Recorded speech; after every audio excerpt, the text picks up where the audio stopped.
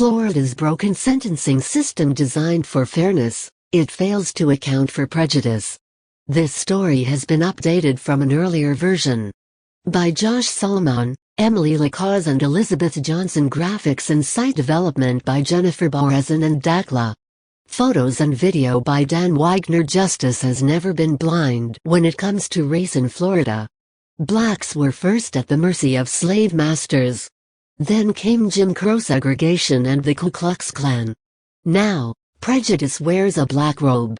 Half a century after the civil rights movement, trial judges throughout Florida sentence blacks to harsher punishment than whites, a Herald Tribune investigation found. They offer blacks fewer chances to avoid jail or scrub away felonies. They give blacks more time behind bars, sometimes double the sentences of whites accused of the same crimes under identical circumstances. Florida lawmakers have struggled for 30 years to create a more equitable system. Points are now used to calculate sentences based on the severity of the crime, the defendant's prior record and a host of other factors. The idea is to punish criminals in Pensacola the same as those in Key West, no matter their race, gender or wealth. But the point system has not stopped discrimination. In Manatee County, judges sentence whites convicted of felony drug possession to an average of 5 months behind bars. They give blacks with identical charges and records more than a year. Judges in the Florida Panhandle County of Okaloosa sentence whites to nearly 5 months for battery. They lock up blacks for almost a year. Along the state's northeast shore, judges in Flagler County put blacks convicted of armed robbery away for nearly triple the time. Racial disparities in sentencing for felony drug possession, battery and robbery for 3 Florida counties. Source: Department of Corrections. "It's unconscionable," said Wenge Newton Sr., a former St. Petersburg City Commissioner and Democrat, who was elected to the Florida House of Representatives in November. "That's like running a red light in a white car and your ticket is $100, and running a red light in a black car and your ticket is $300. The Herald Tribune spent a year reviewing tens of millions of records in 2 state databases, one compiled by the state's court clerks that tracks criminal cases through every stage of the justice system, and the other by the Florida Department of Corrections that notes points scored by felons at sentencing. Reporters examined more than 85,000 criminal appeals, read through boxes of court documents, and crossed the state to interview more than 100 legal experts, advocates and criminal defendants. The newspaper also built a first-of-its-kind database of Florida's criminal judges to compare sentencing patterns based on everything from a judge's age and previous work experience to race and political affiliation. No news organization, university or government agency has ever done such a comprehensive study of sentences handed down by individual judges on a statewide scale. Among the findings, Florida's sentencing system is broken. When defendants score the same points in the formula used to set criminal punishments, indicating they should receive equal sentences, blacks spend far longer behind bars. There is no consistency between judges in Tallahassee and those in Sarasota. The war on drugs exacerbates racial disparities. Police target poor black neighborhoods, funneling more minorities into the system. Once in court, judges are tougher on black drug offenders every step of the way. Nearly half the counties in Florida sentence blacks convicted of felony drug possession to more than double the time of whites, even when their backgrounds are the same. Florida's state courts lack diversity, and it matters when it comes to sentencing. Blacks make up 16% of Florida's population and 1/3 of the state's prison inmates. But fewer than 7% of sitting judges are black, and less than half of them preside over serious felonies. White judges in Florida sentence black defendants to 20% more time on average for third-degree felonies. Blacks who wear the robe give more balanced punishments. There's little oversight of judges in Florida. The courts keep a wealth of data on criminal defendants. So does the prison system. But no one uses the data to review racial disparities in sentencing. Judges themselves don't know their own tendencies. Without checks to ensure equality, Bias reigns. Judges say they are not racist. But centuries of racial tension in America, a lack of cultural understanding and negative stereotypes cloud their judgment. There's a built-in expectation that you're more likely to be violent if you're African American, and that's ingrained in some of our judges, said Martin McLean, a South Florida defense lawyer who handles death penalty cases across the state. In some counties, you can just feel the racism. Judges contacted by the Herald Tribune denied discriminating against defendants by race. They said they weigh each case on the merits, and punishments perceived as biased can be taken up with the appeals court. Some shifted blame to law enforcement. Others pointed to prosecutors.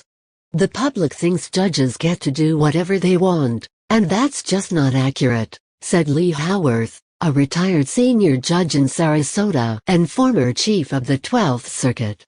Judges are just blessing what the prosecutor and defendant agree to. These sentences were handed to the judges on a silver platter.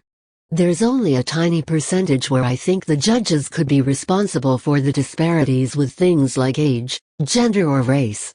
Judge Lee Howarth, a retired senior judge in Sarasota and former chief of the 12th Circuit, said that in most cases, judges are signing off on sentences that the prosecutor and defendant agree to. HT Archive/2015 To be sure, sentences across Florida are negotiated before they reach the judge for final approval. But a Herald Tribune investigation found the system still leaves judges with the discretion to show mercy. They just show it more often to the people who look like them. Across Florida, when a white and black defendant score the same points for the same offense, judges give the black defendant a longer prison stay in 60% of felony cases. For the most serious first-degree crimes, judges sentence blacks to 68% more time than whites with identical points. For burglary, it's 45% more. For battery, it's 30%. You may have had a white child who got a slap on the hand or warning, said Karimuhil Harvey, a retired judge from New Jersey, who now lives in Southwest Florida. A black child would go straight to jail. What they call leniency. 17-year-old Alan Christopher Peters entered the criminal justice system as an adult in 2008, when he stuck up a gas station in Lee County. Peters and his co-defendant made off with about $500 and another $140 worth of merchandise, court records show.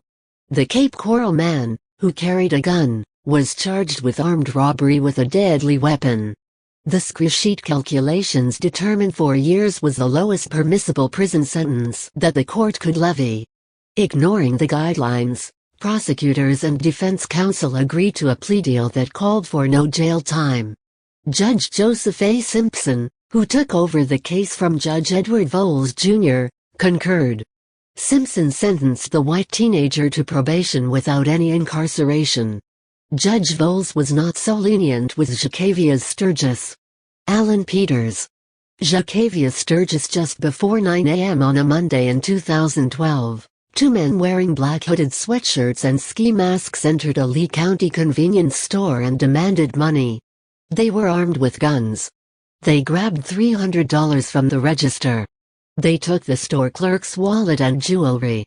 Prosecutors charged Sturgis with 1 count of armed robbery with a deadly weapon. Judge Voles gave the black teen 4 years in prison, also agreeing to a plea bargain between prosecutors and defense counsel.